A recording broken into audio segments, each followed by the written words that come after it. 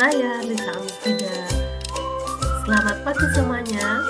Di sini kita akan mengupas tentang video pembelajaran sebagai sumber belajar dengan tema mengenal malaikat Allah.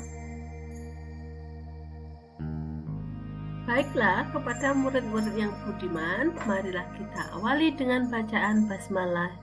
Bismillahirrahmanirrahim. Di sini kita akan mempelajari tentang mengenal malaikat-malaikat Allah. Di sini kita akan membahas tentang beriman kepada malaikat Allah. Yang mana beriman kepada malaikat Allah Subhanahu wa Ta'ala termasuk dalam salah satu rukun iman, yaitu rukun iman yang kedua. Selanjutnya, rukun iman akan ditampilkan sebagai berikut. Rukun iman itu dibagi menjadi 6. Yang pertama yaitu iman kepada Allah Subhanahu wa Ta'ala. Yang kedua, iman kepada malaikat Allah. Yang ketiga, iman kepada kitab-kitab Allah. Yang keempat, kita iman kepada nabi dan rasul. Yang kelima, iman kepada hari akhir ataupun hari kiamat. Dan yang terakhir ataupun yang keenam itu iman kepada qada dan qadar. Baik anak-anakku yang dirahmati oleh Allah, untuk selanjutnya kita akan membahas tentang makna beriman kepada malaikat Allah. Yang dinamakan kita beriman itu adalah yang pertama, kita meyakini bahwa malaikat itu ada meskipun tidak bisa dilihat. Kemudian yang kedua, kita meyakini bahwa malaikat itu makhluk ciptaan Allah dan tidak boleh disembah. Yang ketiga, kita harus meyakini bahwa malaikat memiliki sifat-sifat khusus seperti selalu patuh kepada perintah Allah, tidak mati, diciptakan dari cahaya, tidak makan, tidak minum, dan selainnya. Baiklah anak-anak, untuk selanjutnya kita akan mempelajari tentang mengenal malaikat Allah beserta tugasnya. Yang pertama, kita akan mengenal yaitu malaikat Jibril. Siapakah malaikat Jibril itu? Malaikat Jibril adalah malaikat yang bertugas menyampaikan wahyu. Yang kedua, kita mengenal dengan malaikat Mikail. Dan malaikat Mikail adalah malaikat yang bertugas menyampaikan rezeki. Yang ketiga, kita membahas tentang malaikat Raqib. Siapakah malaikat Raqib? Malaikat Raqib adalah malaikat yang bertugas mengawasi dan mencatat amal perbuatan baik manusia.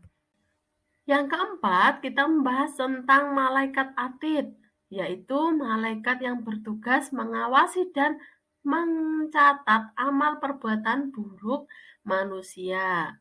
Yang kelima, itu malaikat Ridwan, yaitu malaikat yang bertugas menjaga pintu surga. Yang keenam, itu adalah malaikat Malik, yaitu malaikat yang bertugas menjaga pintu neraka. Yang ketujuh, kita membahas tentang malaikat Israel, yang mana malaikat Israel tersebut bertugas mencabut nyawa. Yang kedelapan, kita membahas tentang malaikat Mungkar dan Nakir, adalah malaikat yang bertugas memberikan pertanyaan di alam kubur. Dan yang terakhir, kita membahas malaikat Israfil, yang merupakan malaikat ditugaskan untuk meniup sangkakala pada hari kiamat telah tiba.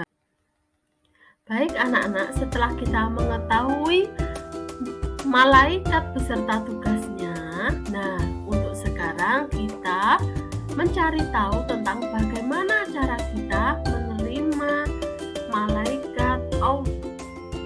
Baik anak-anak, berikut ini adalah cara agar kita dapat menerima keberadaan malaikat Allah.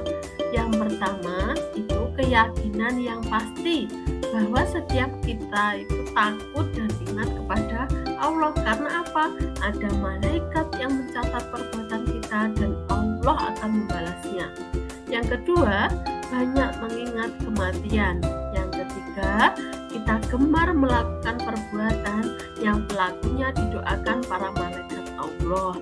Misalnya kita menuntut ilmu, mengunjungi para saudara dan sahabat, kemudian tidur dalam keadaan suci, dan kemudian kita akan membahas tentang perilaku yang mencerminkan iman kepada malaikat Allah. Di antaranya itu suka bersedekah. Yang kedua itu gemar menjalankan perintah-perintah Allah dan menjauhi larangan-larangan Allah. Dan masih banyak lagi hal-hal yang bisa kita lakukan, dalam tanda kutip itu adalah hal yang positif, maka itu tidak akan merugikan diri kita sendiri.